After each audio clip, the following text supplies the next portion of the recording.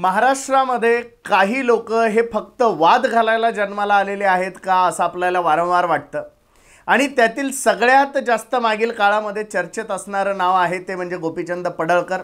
अत्यंत खालच्या थराला जाऊन विरोधकांवरती टीका करणे, राजकीय द्वेष असेलही परंतु तो व्यक्तिगत पातळीवरती नेणे, अत्यंत घाणेरड्या शिव्या विधान भवनाच्या परिसरात देणे आणि हे कमी होतं की काय, आता या माणसाचे कार्यकर्ते विधान भवनामध्ये चक्क कपडे फाटोस्तर मारामाऱ्या करायला लागलेले आहे। गल्लीतले गुंड सुद्धा असं जर करत असतील तर आपल्याला त्या गल्लीत राहण्याची लाज वाटते। अशा प्रकारचं वर्तन महाराष्ट्राचं कायदेमंडळ असलेल्या विधान भवनामध्ये या माकडांनी केलेलं आहे। परंतु नेमकं या विधान भवनामध्ये ही लाज आणणारी माकडे गेली कशी, याच बद्दल आपण आजच्या या व्हिडिओमध्ये चर्चा करणार आहोत। नमस्कार, मी डॉक्टर महेश, आपण बघत आहात गोष्ट छोटी पण डोंगरा एवढी। कॅन्टीनवाल्यांनी व्यवस्थित जेवायला दिलं नाही म्हणून टॉवेल आणि बनियानवरती त्या कॅन्टीन चालकाला मारहाण करणारे आमदार आपण बघितले का, तर त्यांना सर्व्हिस व्यवस्थित नव्हती भेटली। मग महाराष्ट्राच्या जनतेने ज्या कामासाठी या लोकांना निवडून दिलंय ते काम विधान भवनामध्ये मारामाऱ्या करणं आहे का, हा पहिला प्रश्न या गोपीचंद पडळकरला आहे। तुम्ही आमदार म्हणून जातात, तुम्ही महाराष्ट्राच्या सर्वोच्च कायदेमंडळाच्या ठिकाणी जाऊन बसतात आणि जनता तुम्हाला हे सगळं का देते, तुम्हाला ही सेवा करण्याची संधी का देते, तर तुम्ही जनतेचे प्रश्न तिथे मांडावे, जनतेसाठी तुम्ही लढावं। तर तुम्ही का कशासाठी लढतायत, तर फक्त तुमच्या राजकीय फायद्यासाठी लढतायत। विधान भवनामध्ये तुझ्या टिंबटिंबमध्ये दम आहे का, असली घाणेरडी भाषा, हे म्हणजे रानगट्टे हे वावरामध्ये कामाला सुद्धा ठेवायच्या लायकीचे नाही, असे लोक इतक्या घाणेरड्या भाषेमध्ये तुम्ही विधान भवनामध्ये बोलता। कॅमेरे चालू असतात, तुमच्या आजूबाजूला कॅमेरेवाले लोक असतात, तुम्ही सिद्ध काय करताय, महाराष्ट्राची ही संस्कृती तुम्ही सिद्ध करताय आणि तुम्ही असालही या संस्कृतीत जन्माला आलेले, पण तुम्ही आता कुठे पोचलायत, तर महाराष्ट्राच्या कायदेमंडळात याची लाज आणि याचं भान सुद्धा तुम्हाला राहिलेलं नाही आहे। इतक्या घाणेरड्या प्रतीचं वागणूक यांची आहे।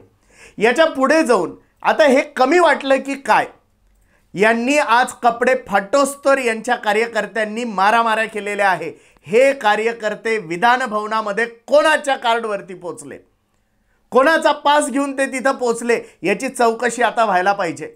गुंड मवाली हे लोक तुम्ही विधान भवनामध्ये घेऊन जाता, तुम्हाला विधान भवनामध्ये न्यायला अभ्यासू लोक राहिलेले नाही आहेत का? विधान भवनामध्ये तुम्ही मारामाऱ्या करायला जाता की आमच्या सारख्यांचे प्रश्न मांडायला जातात, हा प्रश्न आता उभ्या महाराष्ट्राला पडलेला आहे। आणि जर तुम्ही तुमची सर्व्हिस प्रॉपर करत नसाल तर उद्या लुंगी बनियानवर तुम्हाला रस्त्यावरती जनतेने मारलं तर तुम्ही उत्तर काय द्याल, हा माझा प्रश्न आहे विधान भवनामध्ये माकड चाळे करणाऱ्या सगळ्यांसाठी।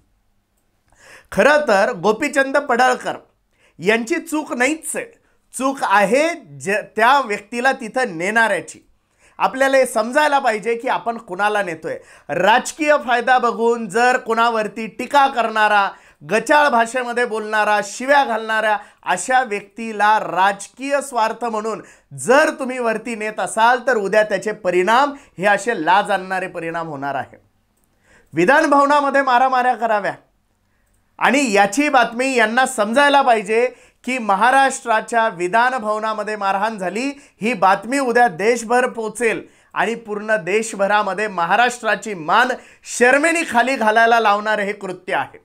आता हे संताप व्यक्त करतील, माफी मागतील, वगैरे वगैरे वगैरे सगळं करतील, 2-4 कार्यकर्त्यांवरती गुन्हे दाखल करतील, तसंही राजकीय लोकांना, कार्यकर्ते नाहीतर अधिकारी या दोघांना गंडवणे, यांच्या मानेवरती तलवार ठेवून स्वार्थ साधणे आणि सगळं नामनिराळे राहणं यापेक्षा वेगळं काही तुम्ही करत नाही। आणि उद्या पण हेच होणार आहे। तिथे उभे असणारे पोलीस असतील, तिथे आलेले कार्यकर्ते असतील, यांच्यावरती खुशाल गुन्हे दाखल करणार आणि आपण मात्र कसे चांगले आहोत, मला या घटनेचा अत्यंत दुर्दैवी वाटतंय, मला याची लाज वाटते, मला फार वाईट वाटतं आहे, असं घडायला नको होतं वगैरे वगैरे 2-4 चॉकलेटी गप्पा मारून हे शांत बसतील। परंतु यांनी महाराष्ट्राची गेलेली लाज परत येणार आहे का, हा महाराष्ट्राचा प्रश्न आहे।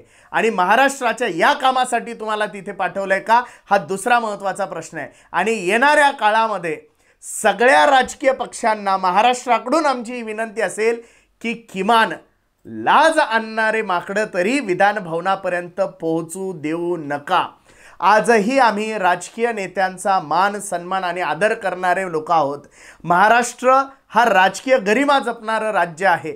वेगळ्या पक्षातील नेते जरी असतील तरी त्यांच्याबद्दल आदर ठेवणारं हे राज्य आहे. आणि अशा राज्यामध्ये एका भारतातील सुसंस्कृत राज्याच्या विधानभवनामध्ये हे कृत्य होणे हे देशाला आणि महाराष्ट्राला लाज आणणारं आहे.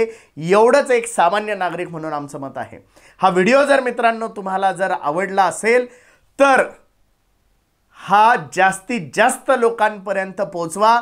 किमान जर उद्या आमदार साहेब एखाद्या कॅन्टीन चालकाला तो सर्व्हिस देत नाही म्हणून मारहाण करत असतील तर उद्या सामान्य जनतेला सर्व्हिस देण्यासाठी हे जे जनतेचे सेवक म्हणून आपण निवडून देत असतो यांची सुद्धा सर्व्हिस बरोबर नसेल तर याच आमदार महोदयांनी सांगावं जनतेने तुमच्यासोबत काय केलं पाहिजे. खरं तर सामान्य जनतेमध्ये निवडून येण्याची यांची पात्रता नाही. 2014 मध्ये माढा लोकसभा मतदारसंघामध्ये Republican party of India Athawale गटाकडून हे उभे होते. यांचं डिपॉझिट जप्त झालं. 2019 मध्ये यांनी बारामती विधानसभा मतदारसंघातून निवडणूक लढवली. रोहित पवारांच्या विरुद्ध यांनी निवडणूक लढवली आणि त्यावेळेला यांचा पराभव झाला. परंतु अशीच विखारी विषारी टीका करून यांनी जातीयवाद करून मोठी मतं मिळवली आणि याच मतांच्या बळावरती आज हे विधान परिषदेमध्ये पोहोचलेले आहे. अर्थात आज ही जरी चूक झालेली असेल तरी येणाऱ्या काळामध्ये अशी चूक होऊ नये. जर आपण आपल्या बोलण्यामध्ये जर ती गरिमा जर राखली नाही तर अर्थात कार्यकर्त्यांमध्ये सुद्धा तेच संस्कार येतात आणि कार्यकर्त्यांकडून या चुका घडत असतात. कार्यकर्त्यांनी जे केलंय त्याला आपण चूक म्हणू शकत नाही. त्याचं कारण हे आहे की रस्त्यावरची लढाई विधानभवनापर्यंत आपणच नेली. गाडी पार्क करत असताना आपणच एकमेकांना शिवीगाळ केली. काय धक्का लागला असेल, काय झालं असेल आणि त्यातूनच आजचे हे पडसाद उमटलेले आहे. त्यामुळे या सगळ्या गोष्टींना जितके तिथे पोहोचलेले कार्यकर्ते जबाबदार असतील तेवढेच या कार्यकर्त्यांना तिथं नेणारे नेते सुद्धा जबाबदार असतील आणि या नेत्यांना विधानभवनामध्ये पोहोचवणारे राजकीय पक्ष सुद्धा तेवढेच जबाबदार असतील. हा व्हिडिओ जर तुम्हाला आवडला असेल तर नक्की लाईक आणि शेअर करा. अजूनही जर आपण आमचे चॅनल जर सबस्क्राईब केलं नसेल तर या चॅनलला नक्की सबस्क्राईब करा. धन्यवाद.